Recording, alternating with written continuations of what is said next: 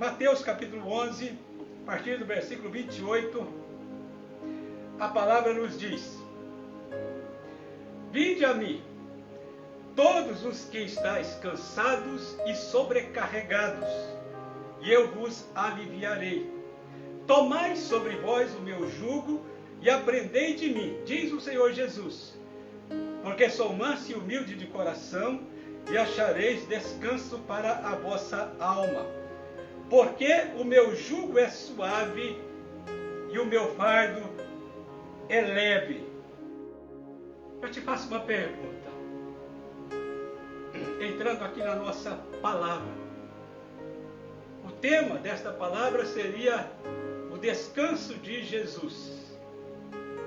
Eu faço uma pergunta para você. Você é feliz?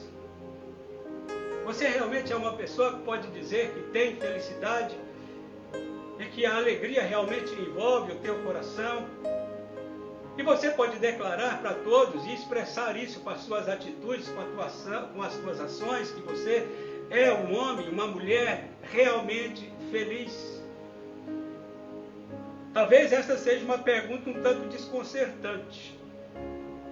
Se você não é feliz, nós temos aqui uma palavra do Senhor, e nesta palavra Jesus promete dar a você descanso na tua alma. O que seria esse descanso na alma? Seria, na verdade, um estado de satisfação, onde a consciência encontra-se plenamente em paz, por entender que a pessoa está vivendo um projeto agradável a Deus e agradável ao seu coração. Eu percebo que a maioria das pessoas, e a gente conversa com muita gente, tem muitas decepções no coração, tem muitas tristezas, tem muitas mágoas, tem muitas angústias, tem muitas coisas que estão minando a própria resistência. Alguns chegam ao desespero de, às vezes, querer desistir de viver. Nós temos aqui uma promessa do Senhor. Jesus promete dar descanso. A promessa dele não é para um grupo determinado, não é para pessoas específicas. A promessa de Jesus é para todos. E a palavra dele aqui é clara e é direta. Ele convida dizendo: vinde a mim todos. Nesse todos você está incluído. Se a tristeza bate no teu coração, se a ansiedade é uma constante na sua vida, e olha que a ansiedade é o último passo para a depressão, e quantos estão depressivos? Tristeza invadindo o coração. Por que acontece isso? Na verdade, a Escritura já previa isso. E na palavra de Deus diz que nos últimos dias seriam tempos difíceis. Pode conferir na tua Bíblia, 2 Timóteo capítulo 3. Que nos últimos dias sobreviriam sobre nós tempos difíceis. E por que esses tempos difíceis viriam? Não é por causa de doenças, não é por causa de pandemias, agora nós conhecemos essa nova palavra, não é por causa de coronavírus, não é por causa de aperto financeiro, não é por causa de negócios mal feitos. Não. O grande problema é o coração do homem. Observa bem que Paulo diz assim: nos últimos dias sobrevirão tempos difíceis, porque os homens serão, e ele passa a destacar aí nesse texto, alguns vícios do coração. Os homens serão egoístas, avarentos, jactanciosos, arrogantes, blasfemadores, inimigos do bem, uma série de vícios do coração, demonstrando onde está de fato o problema da dificuldade dos últimos dias. E nós estamos vivendo estes últimos dias, e nesses últimos dias as pessoas não estão felizes. As pessoas vivem de aparência. Exteriormente são árvores frondosas, cheias de folhas, mas não produzem frutos. Exteriormente é tudo alegria.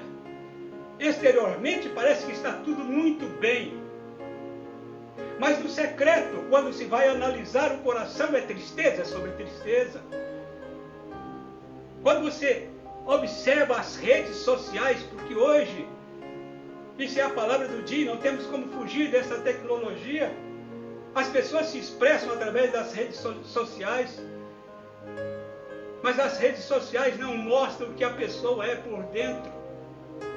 E se você observar nas redes sociais, você vai perceber que parece que o mundo inteiro é feliz, que as coisas estão dando certo para todo mundo. É sorriso, felicidade, banquete, viagens, tudo o que alegra o coração, tudo que poderia alegrar.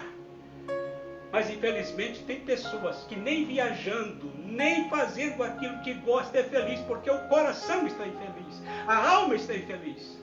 Não tem felicidade porque por dentro está deteriorado, por dentro está tudo sendo consumido pelas mágoas, pelos ressentimentos e pelas coisas ruins.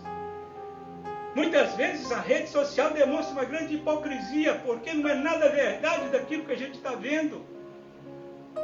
Eu quero que Deus olhe hoje para o teu coração, olhe hoje para a tua alma, olhe para dentro de você. Porque o propósito de Jesus é arrancar isso que está te minando a resistência. O propósito de Jesus hoje é entrar dentro de você e retirar aquilo que está causando esta tristeza e esse mal. Não importa de onde venha, porque Deus é poderoso para fazer a grande obra que nós necessitamos na vida. Por que acontece isso? Se Jesus promete descanso, olha bem, e Ele não mente, Ele vai conceder o descanso. Olha, eu estou dizendo isso não está acontecendo só no mundo, a igreja vive do jeito que eu estou falando. E dentro da igreja tem muitas pessoas, o maior número de pessoas.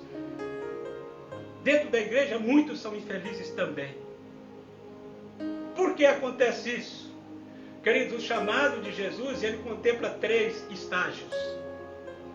O grande problema é que a maioria das pessoas, ele começa a sua trajetória cristã e ele consegue obedecer o primeiro estágio. E a maioria para no primeiro estágio, não existe progresso adiante. E aí a pessoa não pode entrar no descanso que Jesus prometeu. Realmente a felicidade não alcança o coração. E eu digo isso para você com propriedade, porque eu posso dizer para você que eu sou um homem feliz. Mesmo nas dificuldades, consulto o meu coração, eu percebo que existe muita alegria dentro da minha alma e motivos de sobra para glorificar o Senhor e agradecer por tudo que Ele fez na minha vida. O primeiro chamado, ou primeiro estágio para o descanso, é quando Jesus declara assim: vinde a mim todos os que estáis cansados e sobrecarregados. Nós temos aqui um grupo de pessoas que tem 2 tipos de problemas. Primeiro problema, pessoas que estão cansadas. Logicamente o texto não está falando de cansaço físico, não está falando de que estão cansados porque trabalharam muito ou porque trabalham muito. O texto está se referindo a pessoas que estão cansadas por dentro, estão cansadas de procurar uma solução para a vida e não encontram. Estão cansadas de procurar alguma coisa para preencher um vazio existencial que existe no coração, mas não sabe aonde encontrar. Estão cansadas de procurar por aquilo que nem mesmo ele sabe de fato o que é, mas sabe que precisa de uma coisa. E por isso está cansada do sofrimento. Eu quero dizer para você que se esse é o seu caso, e se existe algum vazio, alguma coisa que está faltando, eu apresento para você hoje o princípio da solução para a sua vida é ir até Jesus, é estar em Cristo. Jesus está chamando você especificamente, está dizendo: venha a mim. E Ele promete aqui nesse primeiro passo que você dá, Ele diz assim: eu vou te aliviar. Porque nesse primeiro passo Jesus diz: vinde a mim todos os que estão cansados e sobrecarregados, e eu vos aliviarei. Aqui Jesus promete alívio. Se esse é o seu problema, esse vazio existencial na sua vida, Jesus cura você, Jesus abençoa você, Jesus trabalha a sua alma, Jesus retira isso de dentro de você para dar sentido à sua vida.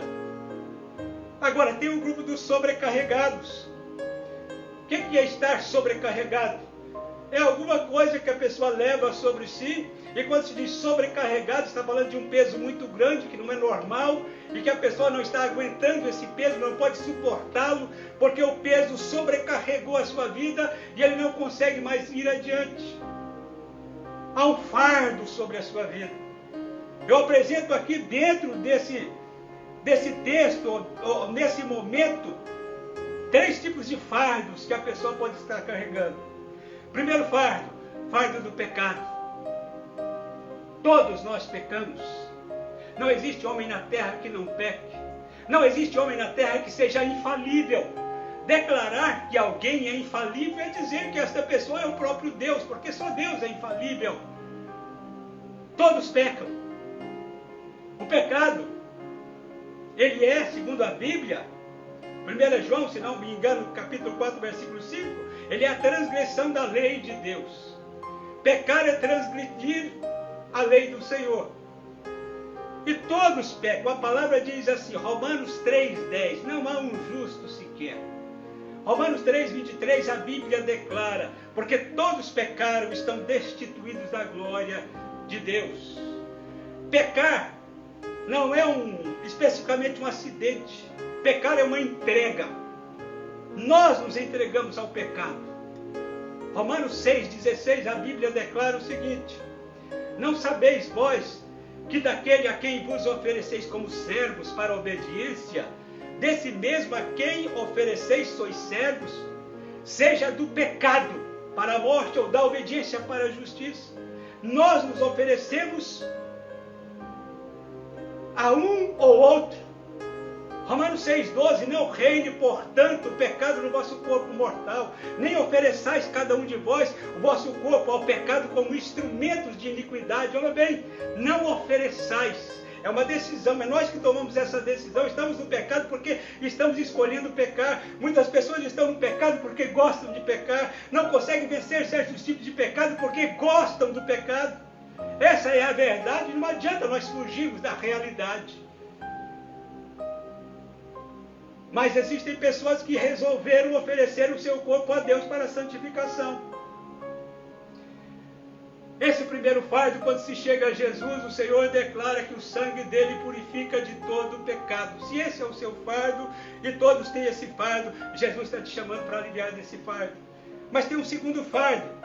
E esse fardo talvez seja um fardo muito terrível, porque é um fardo que a pessoa carrega sobre si e na sua consciência ele acha que isso é o certo, é o correto, está tudo bem. Que fardo é esse, pastor Adeir? O fardo, escuta isso, da religião. O fardo da religião. Fardo da religião, sim. Muitas pessoas estão sendo sobrecarregadas de normas e rituais de igrejas que não são ordens e mandamentos do Senhor. E se tornam um fardo. Jesus falou assim em Mateus 23:4 sobre os fariseus, sobre os escribas.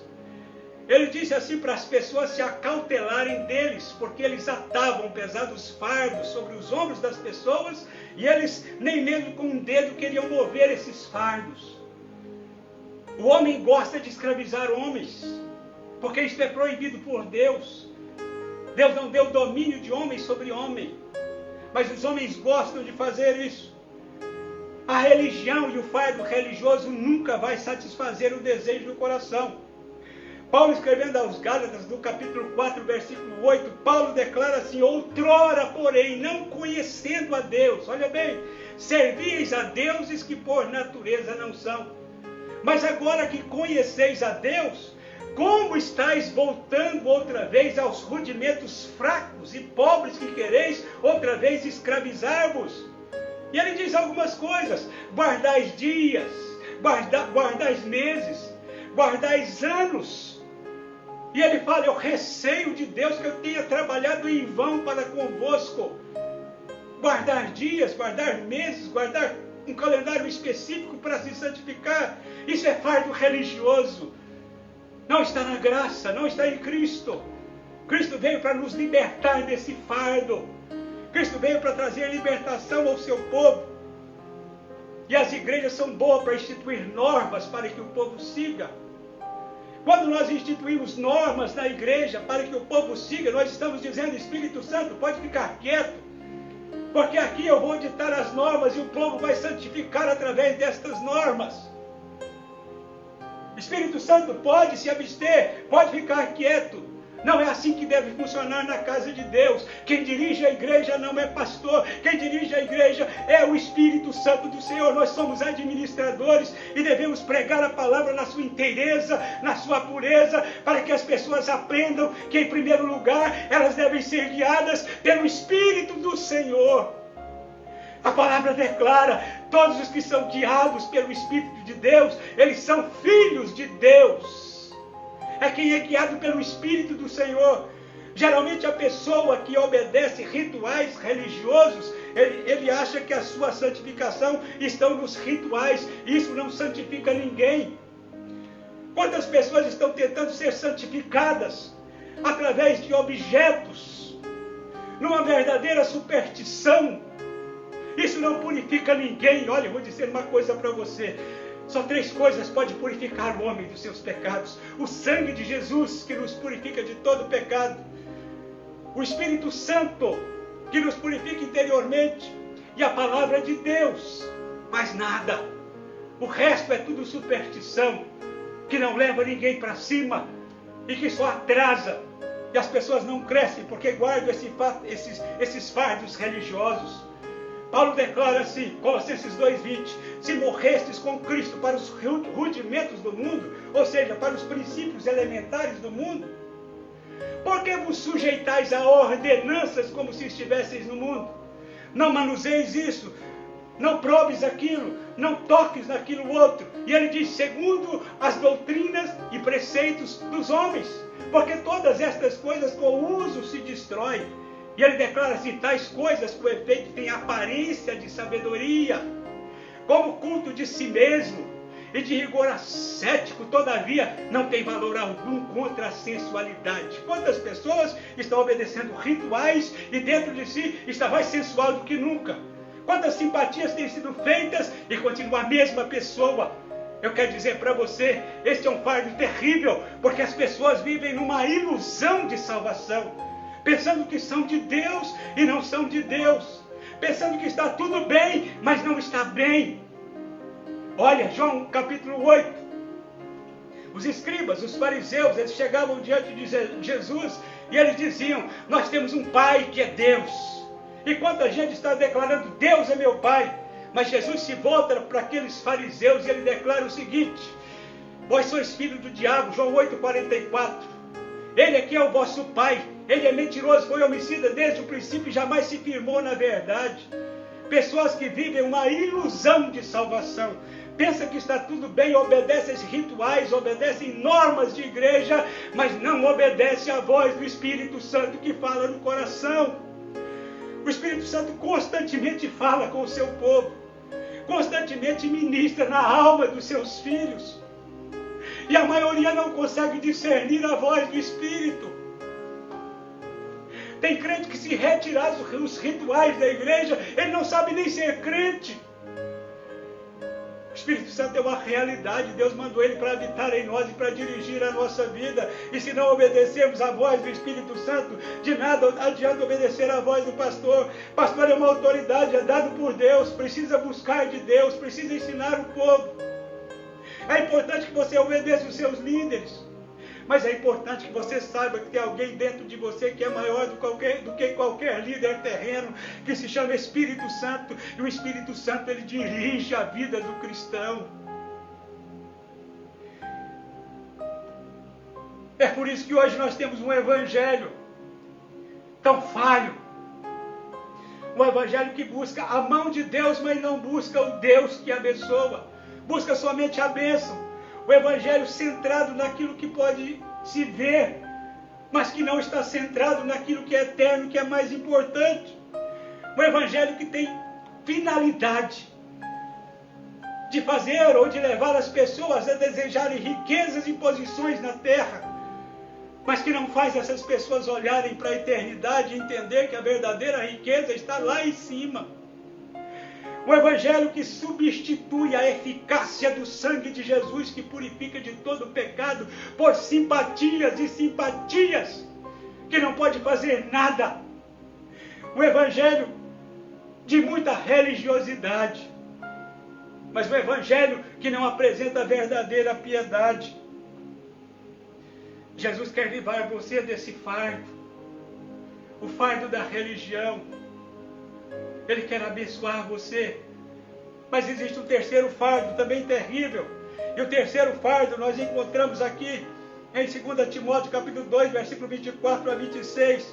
A palavra diz assim: ora, é necessário que o servo do Senhor não viva a contender, e sim deve ser brando para com todos, apto para instruir, paciente, disciplinando com mansidão os que opõem, na expectativa, diz a palavra do Senhor, de que Deus lhes conceda não só arrependimento para conhecerem plenamente a verdade, mas o retorno à sensatez, livrando-se eles do laço do diabo, tendo sido feitos cativos para obedecerem ou para cumprirem a sua vontade. O terceiro fardo é o fardo do próprio Satanás, o fardo do diabo sobre as pessoas. Um fardo terrível. Muitas vezes o homem se distancia de Deus, não quer saber de Deus, e ele acha que ele pode gerir a sua vida e que nada vai influenciar, que ele é dono da sua vontade. Querido, que engano! As forças espirituais são muito mais fortes. As forças espirituais do mal são muito mais fortes do que a nossa própria força. Não se engane. Se você não quer saber de Deus, fatalmente você vai cair na mão do diabo, porque ele é mais forte. E a primeira coisa que ele faz está em 2 Coríntios capítulo 4, versículo 4. Ele cega o entendimento para que as pessoas não reconheçam a luz do evangelho da palavra do Senhor. Ele cega. É um fardo terrível e precisa de libertação. Geralmente o homem que é dominado ou que está carregando esse fardo, muitas vezes sem perceber, é uma pessoa que se entrega inteiramente à devassidão, à imoralidade. É uma pessoa que despreza o conhecimento do Senhor. E quem despreza o conhecimento do Senhor, a palavra é clara. A palavra diz assim: pessoas que mudaram a glória de Deus em semelhança de imagem. Essas pessoas não resistem, serão fatalmente envolvidos pelo diabo, porque o diabo quer contaminar essas pessoas e a vontade dele é deturpar o ser humano de tal forma que corrompa o seu corpo, porque é no corpo que o Espírito Santo habita. E corrompendo-se o corpo, o distanciamento de Deus se torna enorme. Ele procura corromper as pessoas, levando-as à imoralidade. A imoralidade. Paulo, escrevendo aos Efésios, ele diz assim, capítulo 4, versículo 17: isto digo e no Senhor testifico, que não mais andeis como também andam os gentios na vaidade dos seus próprios pensamentos, alheios à vida de Deus por causa da ignorância em que vivem, pela dureza do seu coração, os quais, tendo se tornado insensíveis, olha bem, não tem mais sensibilidade para com Deus, se entregaram à devassidão, para com avidez cometerem toda sorte de impureza. Geralmente as pessoas que levam esse fardo se entregam à impureza e à imoralidade. Paulo define dizendo assim: por causa disso, Deus entrega tais homens às paixões infames, diz o apóstolo, capítulo 1, versículo 26 de Romanos. E ele diz assim: porque até as mulheres mudaram o modo natural de suas relações íntimas por outro contrário à natureza. Também os homens, semelhantemente, deixando o contato natural da mulher, se entregaram à sensualidade, cometendo torpeza, homens com homens, recebendo em si mesmo a merecida punição do seu erro.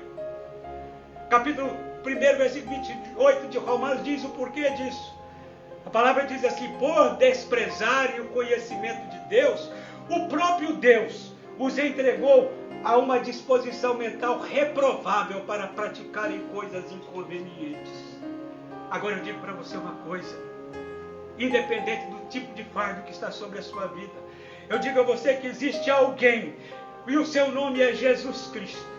E este pode livrar você de qualquer um destes fardos. Ele pode libertar você de qualquer uma destas opressões. Ele pode aliviar, e Ele está dizendo nesta noite: vinde a mim, todos os que estão cansados, e eu vos aliviarei. Eu vou aliviar você. Eu vou arrancar isso de sobre você, diz o Senhor. E Ele é poderoso para fazer isso. Olha o que a palavra diz. Efésios capítulo 2. Ele vos deu vida, estando vós mortos dos vossos delitos e pecados, nos quais andastes outrora segundo o curso deste mundo, segundo o príncipe da potestade do ar, seu nome é Satanás, segundo o espírito que agora atua nos filhos da desobediência, entre os quais todos nós andamos outrora, fazendo a vontade da carne e dos pensamentos, e éramos por natureza filhos da ira.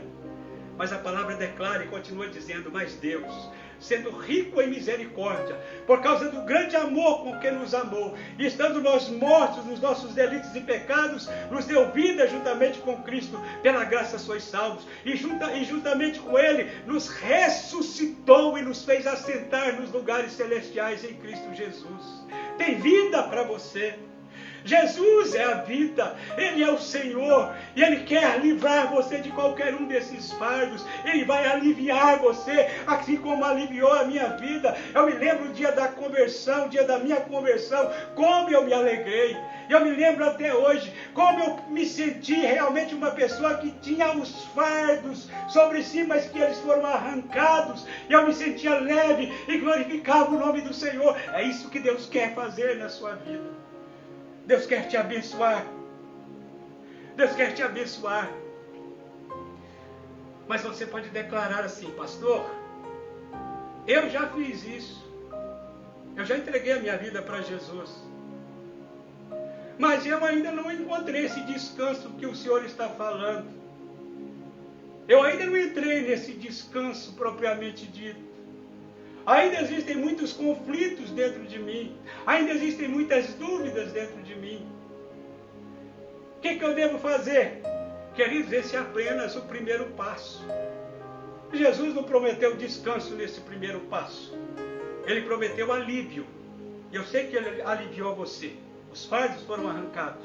Mas tem um segundo passo, e a palavra diz assim, tomai sobre vós o meu jugo. No primeiro passo, entenda uma coisa, Jesus está pedindo a sua vida, para você entregar-se a Ele. No segundo passo, Jesus está pedindo para você entregar a Ele o seu tempo. Ele está dizendo: tomai sobre vós o meu jugo. O que é um jugo? Literalmente, jugo é uma canga. Literalmente, jugo é aquilo que as pessoas que são do campo conhecem bem. Uma canga é aquilo que ajunta, que faz com que os dois bois andem juntos. Eles colocam uma canga em um, pegando também o outro, e os dois andam de um modo sincronizado. Sabe o que Jesus está dizendo assim, aqui para você? Eu quero que você ande em sincronia comigo. Eu quero que você siga os meus passos. Eu quero que você faça o que eu faço. Eu quero que você siga a minha orientação e se torne meu discípulo. É isso que Jesus está dizendo. Tomar o jugo não é nada mais do que isso. Tomar o jugo é estabelecer um compromisso de servir ao Senhor, de fazer algo para Deus. Queridos, a vida nos foi dada para Deus com propósito.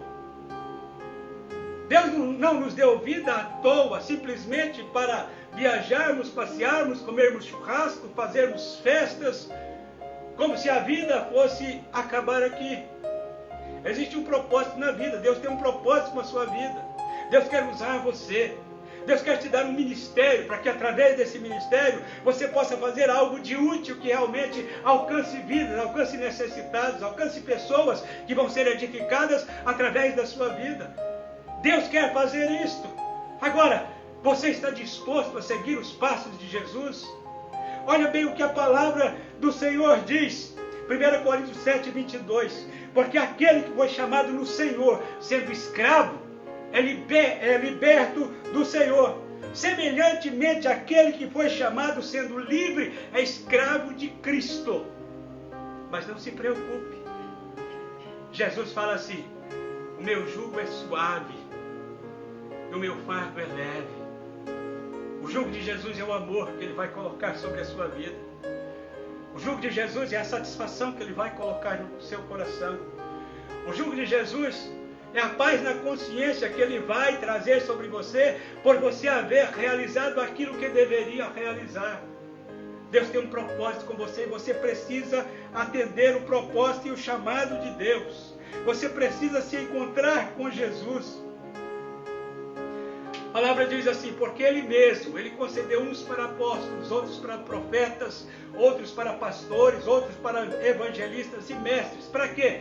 O texto diz: com vistas ao aperfeiçoamento dos santos, para o desempenho do seu serviço, para a edificação do corpo de Cristo, até que todos nós cheguemos à unidade da fé e do pleno conhecimento de Deus, à perfeita varonilidade, à medida da estatura da plenitude de Cristo. Tem algo que Deus quer que você faça. Você acha que Deus chamou você para que você, aos domingos, vá à igreja e da igreja você volta para a tua casa, está tudo bem, é só isso? Queridos, não é só isso. Deus te chamou para algo maior. Deus te chamou para que você faça a sua vida valer a pena. Deus te chamou para que você seja útil nas suas mãos. Deus te chamou para transformar você e, através da sua transformação, transformar outras pessoas. O chamado de Deus é completo. Ele não chamou você apenas para te aliviar, Ele chamou você para te usar, para usar você. Eu fui crente durante muitos anos, mas eu não sentia a paz de Deus. Eu não sentia o descanso de Jesus realmente. E eu trabalhava para o Senhor, eu não era inativo. Me lembro que em 97 nós criamos o grupo Nova Aliança, conjunto Nova Aliança na época. Nós viajamos para vários estados do Brasil pregando a palavra de Deus. Eu bancava aquilo tudo do meu bolso, porque era um ministério. E a gente ia para as igrejas pobres, fazendo a obra de Deus. Mas eu ainda não estava satisfeito. Por quê? Porque provavelmente aquela não era a vontade de Deus. E a palavra diz em Efésios 5,17, para não sermos insensatos, mas para procurarmos conhecer qual é a vontade do Senhor. Provavelmente não era a vontade do Senhor. Um dia, aqui nesta casa, aqui hoje nós estamos na minha casa, um dia aqui nesta casa, quando eu entrei num quarto que era naquela direção, eu me joguei na cama, e eu declarei o seguinte comigo mesmo, no meu pensamento: hoje é a ceia do Senhor. Eu não vou na igreja, porque eu não sinto que estou tão bem. Queridos, eu não estava em nenhum pecado visível que eu conhecia. Simplesmente me sentia naquele momento um pouco frio. E eu me lancei na cama e comigo mesmo eu disse: hoje eu não vou na igreja, vou ficar em casa. E naquele momento, a voz do Espírito Santo, ela soou na minha alma. E ele disse assim: levanta. Vai para a igreja, participa da ceia, porque a partir de hoje a sua vida nunca mais será a mesma. Eu me assustei naquela hora, me levantei, eram 5 horas da tarde. Eu me levantei, saí para a rua. Depois às 7 horas eu voltei, o culto começava às 7h30. Quando eu cheguei em casa às 7 horas, às 19 horas, a mesma coisa. Eu fui na mesma cama, no mesmo quarto, me joguei na cama e eu disse: eu não vou na igreja porque eu não me sinto tão bem. Hoje é a ceia, eu não vou participar da ceia. Mas o Espírito Santo bradou de novo: levanta, disse ele, vai para a igreja, participa da ceia, porque a partir de hoje a sua vida nunca mais será a mesma. E quantas vezes eu orava pedindo: Senhor, o que o Senhor quer que eu faça? Qual é a missão da minha vida? O que eu preciso fazer mais para o Senhor? Mas eu não conseguia encontrar. E naquele dia o Senhor me mandou ir para a igreja. Eu fui para a igreja. Eu participei da ceia. Eu me lembro que naquele culto, o pastor era o pastor Joaquim Martins, meu irmão. Na época o mais velho da família, porque o primogênito já havia morrido. E naquela noite ele falou muito, e o tema da sua pregação é: nós temos um encontro com Deus. A morte vai vir para todos. E ele pregou desta forma. E naquela noite, Deus recolheu meu irmão. Me lembro do velório, de manhã, isso foi à noite. Eu estava na igreja, me assentei e comecei a chorar abundantemente. Mas não era um choro normal. Estava triste pela perda, estava triste pela vida do meu irmão, estava triste porque a igreja ia ficar desfalcada de uma pessoa tão importante na igreja. E eu comecei a chorar naquela manhã, abundantemente diante do Senhor. Mas não era um choro por causa daquela perda. Era um choro porque o Espírito Santo estava falando no meu coração e me dizendo que estava me chamando para o ministério. E naquela manhã eu me dobrei diante do Senhor e eu declarei o seguinte: Senhor, a partir de hoje, tudo que o Senhor quiser da minha vida, eu vou fazer. Eu não vou mais rejeitar a sua obra. E quantas vezes o meu irmão me dizia: você precisa me ajudar com o Evangelho. Você tem mais conhecimento do que eu. Você pode me ajudar. Mas por algumas questões eu fugia e sempre fugia. Mas naquela manhã eu me dobrei diante do Senhor e disse: Senhor, a partir de hoje, tudo que o Senhor quiser, eu vou fazer. Queridos, minha vida mudou. As coisas que não faziam sentido começaram a fazer sentido. As coisas que não entendia eu passei agora a compreender. E em pouco tempo eu me tornei o vice-pastor da igreja, para a glória do Senhor.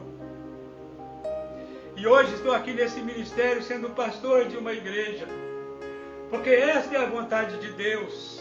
Você nunca vai se sentir um crente realizado e satisfeito se você parar no primeiro passo. Se você não obedecer à voz do Senhor, se você não se envolver ministerialmente para fazer a obra de Deus. Deus não te chamou à toa, Deus te chamou porque tem um projeto na sua vida. E esse projeto precisa se cumprir. É por isso que na igreja de hoje, eu sou pastor e sei o que está acontecendo. Tem muitos crentes frustrados, tem muitos crentes parados, muitos crentes que deveriam ser mestres e hoje não é nada, muitos crentes que deveriam hoje estar fazendo uma grande obra para o Senhor, porque tem capacidade, porque tem chamado, mas resolveram ficar quietos e não obedecem à voz de Deus, estão ali frustrados. Deus está chamando você hoje, e nesse momento a palavra do Senhor é para você, para que você se envolva com o reino de Deus, para que você se envolva com a palavra do Senhor, para que você se envolva com a igreja de Jesus, para fazer a obra de Deus. Deus está chamando você especificamente para mudar a sua vida. Chega de viver em frustração, chega de ser um crente que, na verdade, não tem mesmo nem certeza da sua salvação. Dê esse passo. Busque ser um servo de Deus, que quer fazer a vontade de Deus. Busque se envolver com Deus, para que você possa ver e possa perceber que Deus vai começar a te dar coisas novas. Deus vai começar a te usar como instrumento na sua mão. Se eu tivesse dito não para Deus, a igreja não existiria. Se eu tivesse dito não para Deus, tudo aquilo que nós estamos vendo ali, várias pessoas daquelas que estão ali, essas igrejas, igreja de Urubiataba, que foram construídas, não existiriam. Igreja do Jardim das Oliveiras, projeto 11ª Hora, não existiria. E eu me julgava incapaz de fazer estas coisas. Porque quando Deus nos chama, nós olhamos para a nossa força e pensamos que nós temos que fazer. Queridos, é Deus que faz através de nós. Tudo isso é obra de Deus. Deus precisa só de pessoas que se disponham na tua presença. 1 Coríntios capítulo 1, versículo 26. Irmãos, reparai, pois, na vossa vocação. Olha o que a palavra diz. Porque não foram chamados muitos sábios segundo a carne, nem muitos poderosos, nem muitos de nobre nascimento. Pelo contrário, Deus escolheu as coisas loucas do mundo para envergonhar os sábios. Deus escolheu as coisas fracas do mundo para envergonhar as fortes. As coisas humildes do mundo para envergonhar, as coisas que nada são, as coisas humildes do mundo para envergonhar aqueles que são. Deus escolheu você para uma obra específica e especial. Qual é a tua resposta para Deus? É sim ou não? Procure o teu pastor e diga para ele: olha, eu sei que eu tenho um chamado de Deus, eu preciso desenvolver meu ministério, me ajuda, eu quero agradar a Deus. Engraçado que até aqui nesse ponto ainda não existe o descanso. Ainda tem mais um passo, um terceiro passo. E a palavra diz assim, vamos passar para o terceiro passo para passarmos para a ceia. A palavra diz: aprendei de mim, porque sou manso e humilde de coração. E aí ele diz: e achareis descanso para a vossa alma. Ainda tem um outro processo que precisa acontecer para que você entre realmente nesse descanso prometido por Jesus. Para que você possa olhar para dentro de você e perceber que está tudo bem, está tudo em paz. Minha consciência está bem. Eu estou servindo a Deus e estou muito feliz. Para que esses problemas interiores de tristezas, de mágoas, de rancores, de depressão possam ir embora. Jesus não pode usar vasos que não se adequam à sua palavra. O vaso precisa ser preparado para ser usado pelo Senhor. Aprender de Jesus, aprender o que o texto diz. Aprender a ser manso e aprender a ser humilde. A proposta do Evangelho, querido, não é apenas mudar o seu comportamento exterior. A proposta do Evangelho é mudar o seu caráter. Ele quer mudar você por dentro. Escuta, agressividade e soberba são marcas registradas do ser humano. Por que Jesus quer que nós sejamos mansos e humildes? Porque de fato somos agressivos e somos soberbos. Isso é marca do coração do homem. A soberba está dentro de nós. Por que nós vivemos tempos difíceis? Como falei no início, por causa disso. A Bíblia ensina coisas diferentes. Olha o que Paulo diz. Filipenses capítulo 2, versículo 2. Completai a minha alegria, de modo que penseis a mesma coisa, que tenhais o mesmo amor, que sejais unidos de alma, tendo o mesmo sentimento. Nada façais por partidarismo ou vanglória, mas por humildade, considerando cada um os outros superiores a si mesmo. A soberba não faz parte desse texto, de forma nenhuma. A ira não faz parte. Deus está te chamando para mudar você. Sabe por que muitas pessoas não são felizes? Eu cito textos bíblicos porque eu acho que a palavra de Deus é que nos liberta. Eu memorizo textos bíblicos, eu faço exercício de memorização, porque eu sei que o entendimento da palavra vem a partir do momento que nós sabemos o texto. E aí o Espírito Santo entra com a revelação do significado do texto. A palavra diz assim, Romanos capítulo 2, versículo 9 e versículo 10. Tribulação e angústia virão sobre toda a alma de qualquer homem que faz o mal. Olha bem, praticou o mal, tribulação e angústia. Agora a palavra diz assim, glória, porém, honra e paz a todo aquele que pratica o bem. E é isso que Deus quer fazer com você. Abandonar essas coisas ruins. Deus quer mudar você por dentro. A proposta do Evangelho é essa mudança de caráter. A palavra diz assim: revesti-vos, pois, como eleitos de Deus, santos e amados, de ternos afetos de misericórdia, de bondade, de humildade, de mansidão e de longanimidade. Paulo, escrevendo para os Efésios, ele diz assim: rogo-vos, pois eu, prisioneiro de Cristo, que andeis de modo digno da vocação que fosse chamados, com toda, escuta isso, humildade e mansidão e longanimidade, suportando-vos uns aos outros em amor, esforçando-vos diligentemente por preservar a unidade do Espírito no vínculo da paz. Preservar a unidade do Espírito no vínculo da paz. Deus não nos chamou para contender uns com os outros. Deus não nos chamou para concorrer uns com os outros. As igrejas estão totalmente enganadas quando acham que uma igreja concorre com a outra. Nós somos irmãos em Cristo, nós realizamos o mesmo trabalho, nós temos um só objetivo. Igrejas não são concorrentes, igrejas são todas elas do Senhor, quando estão cumprindo e obedecendo a palavra do Senhor. Por isso nós oramos pelas igrejas, oramos pelas pessoas. Agora, tem uma dificuldade. Para ser transformado interiormente, estou encerrando aqui a palavra, é preciso que eu coopere com o Espírito Santo. Tem muitas pessoas que estão orando e dizendo: Senhor, me transforma, Senhor, me muda, Senhor, me transforma. Mas você tem realmente vontade de ser transformado? O que você está fazendo para que isso aconteça? O Espírito Santo está, ansioso por te transformar e por te ajudar nesse processo. Mas a decisão de mudar de vida vem de você. Vou citar esse texto aqui para encerrar esta palavra, dizendo a você que para ser transformado, você precisa ser levado à cruz de Cristo. A palavra diz: sabendo isso, que foi crucificado com ele o nosso velho homem, para que o corpo do pecado seja destruído e não sirvamos ao pecado como escravos. Foi crucificado com ele. Então, se eu quero mudança, o que a palavra do Senhor diz?